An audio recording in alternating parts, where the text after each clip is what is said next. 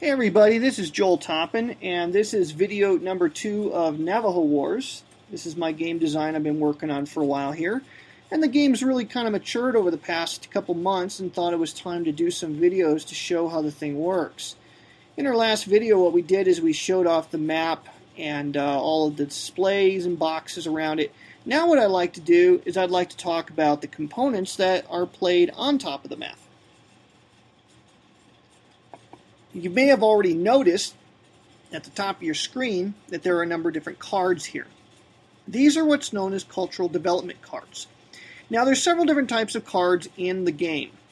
Let me show you the different types. First of all, there's going to be operations cards. They'll look like this, and they'll have this sort of back to them. There's also historical event cards, and they have the same back as the operations cards. And there are transitional events. There's actually only 3 of these.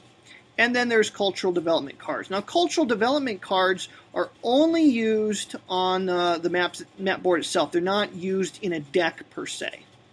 So those are the 4 different types of cards in the game. Let me talk a bit about the cultural development cards. There are actually 8 different categories, each of which consists of 3 different cards. 3 cards in each level, each category, each of which has a level. Level 1, Level 2, Level 3. At the beginning of the Spanish period scenario, you're allowed to select any one level 1 card. So I selected level 1 of religion.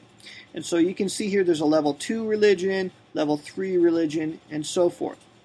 Before play starts, and before you actually select your opening cultural development, you actually take the level 1 card from all 8 categories and you shuffle them up.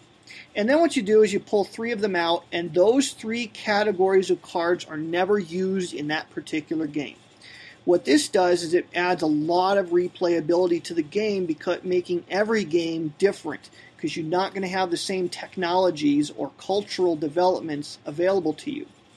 And technology is another way of looking at the cultural developments. These function a lot like technologies in some civilization-based games, although it's kind of erroneous to call them technologies, but that's one way that some of our playtesters like to look at them. So we kind of nickname them techs.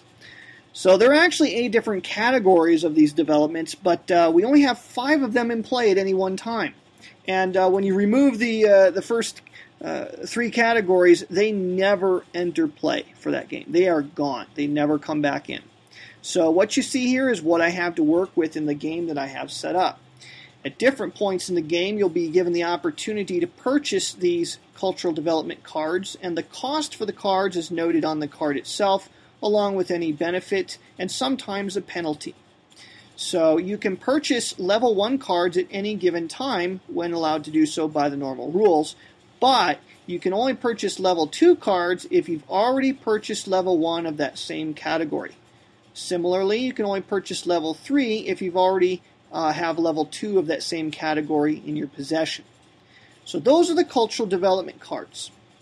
The cards that actually drive the game are going to be played from a deck, and those are going to be the operations cards, historical event cards, and the transitional event cards. Prior to play, what you're going to do is you're going to create a deck for the particular game period that you're playing. And what you're going to do, there are 40 different operations cards, each of which have several components to them. Let me explain those briefly before I explain how we construct the deck.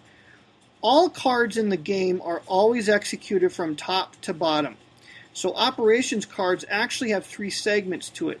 There is an operations segment in which the player and the enemy will each conduct one and only one operation. And the way that this is laid out, the player will always have the opportunity to preempt the enemy and go first.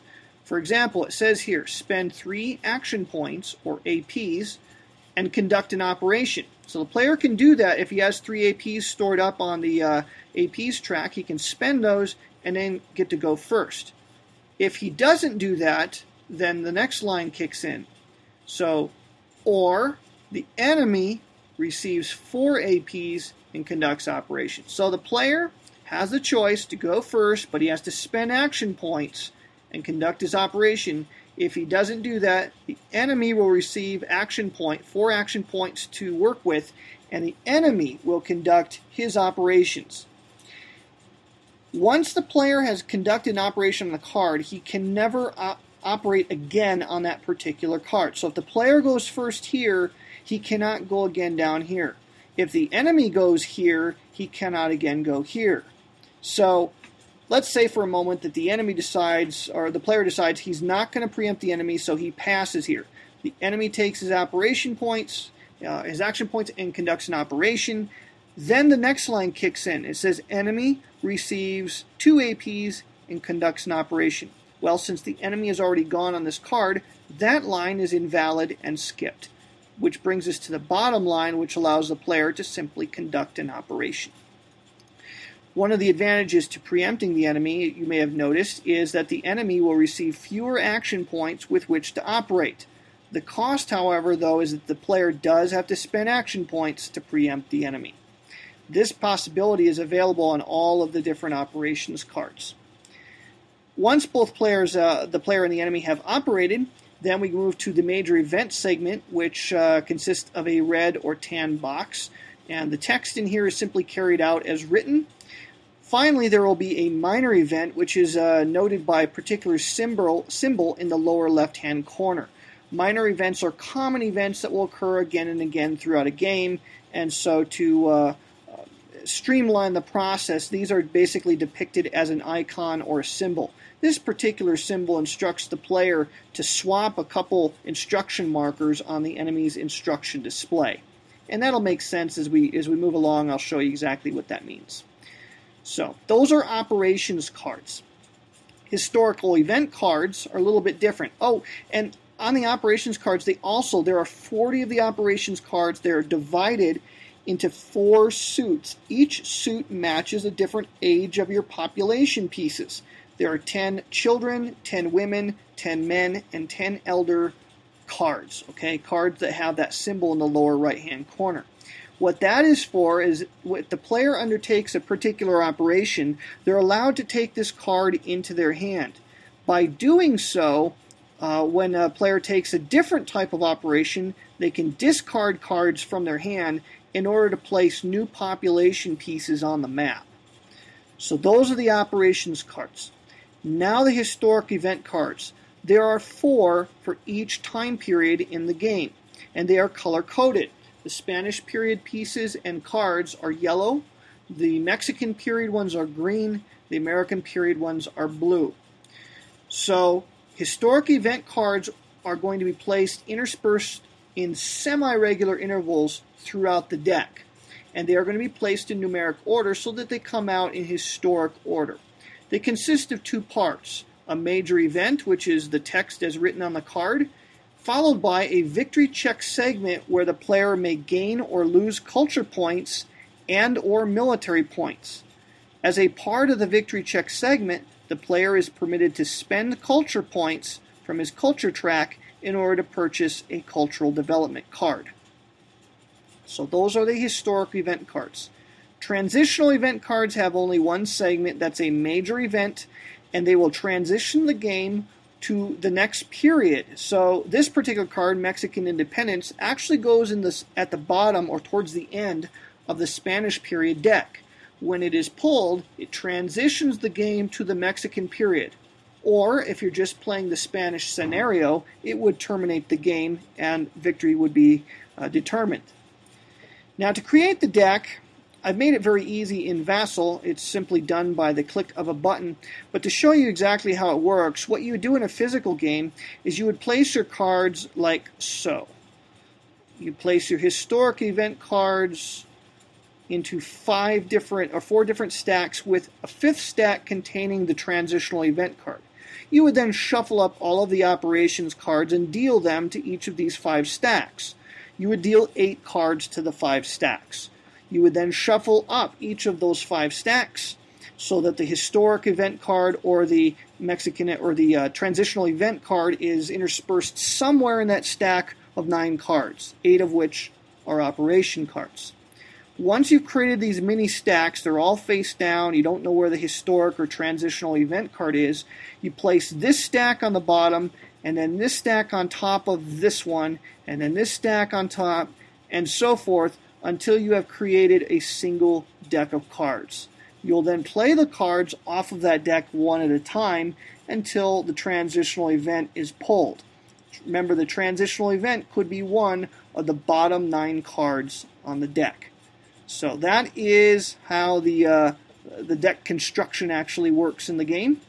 And what I'm going to do here for Vassal is I'm just going to click a button that will actually do all of this for me. So here we go. Bang. Already done for me. So those are the cards in the game. Let me conclude by looking at the pieces. There is 4 different types of population pieces. You have men, women, children. Those are always going to be placed either in the out-of-play box or in a family box. They're not placed on the map. They are placed in the out-of-play box when they're not in use, and then they're placed in the family boxes. There is a finite number of these pieces. The player is not allowed to make additionals.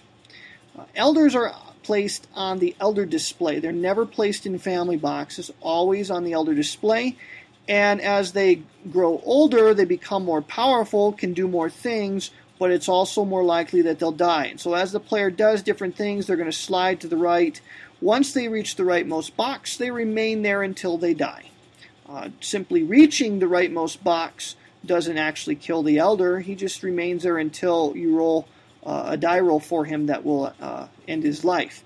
At which point he goes back into the out-of-play area here and becomes available again to the player. So the player can create a new elder, put a new elder on the leftmost box, and so the process will begin anew for that particular elder. Family counters are very important in the game, and it's a very important concept to understand how they work. They can be in one of 4 states. First of all, each family has a letter identifier. The number on the right is its ferocity, its warlike nature. The number on the left is its ability to evade, evasion modifier. Positive modifiers are good for evasion, negative are bad. As the tribe or that particular family becomes more ferocious, its evasion abilities degrade until it's very, very difficult for that family to evade, and they become extraordinarily warlike. Now, you may have noticed as the state of the family changes, the color changes. The reason for that is families with a white stripe on the bottom will tend to take culture point hits whenever they are attacked by the enemy, whereas those with a brown stripe tend to take military hits when they encounter unfriendly enemy troopers. So those are the family counters. There are also horses, sheep, trade goods. The player can acquire firearm markers. They can use harassment to slow down enemy columns. There are corn markers that will allow you to feed your people. Trappers and traders will intrude on your land. They may give you gifts. They may try to ambush you. You never know what these intruders are going to do. Most of them are helpful. Some of them are harmful.